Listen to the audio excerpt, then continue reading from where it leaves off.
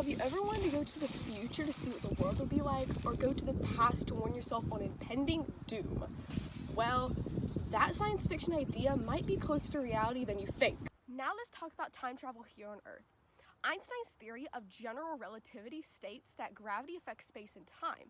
We tested this by placing two atomic clocks, one on the top of a mountain and one at ground level. The clock with lesser gravitational pull on the top of the mountain seemed to run faster than the clock with more gravitational pull on Earth. This essentially allowed forward time travel. The same idea would be displayed if you were a planet orbiting a black hole. For you, only an hour could have passed, but back on Earth, 7 years could have happened without you even knowing. Knowing about the future is pretty cool, but what if I need to tell my past self something important? Well, you would... Who are you? I'm you from the future. I've come to take over this part of the video. Now, okay, fine. Now, it's important to understand black holes in general. As you cross something called the event horizon, the gravitational pull becomes so strong that as you cross this line, not even light can escape. The Kerr-Newton metric experimented the possibilities of there being no event horizon.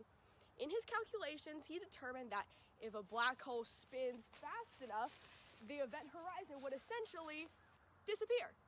Now you know what space-time is.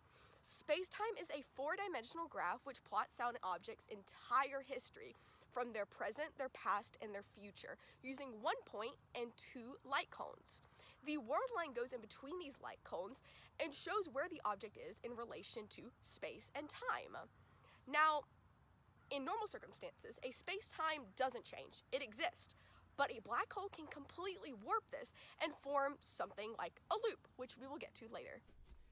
As an object approaches the event horizon, the future world lines would start to shift until they are at an exactly 45-degree angle with the event horizon.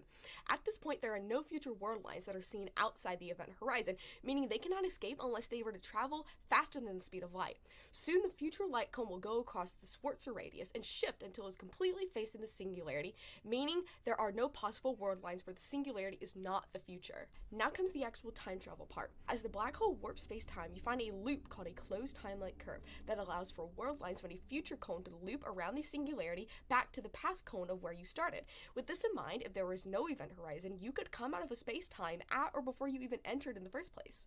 There is a catch though, because the idea that a black hole could spin fast enough for the event horizon to disappear is hardly mathematically possible, much less physically possible, since there's no proof of this ever occurring. If it's not mathematically possible, how are you here?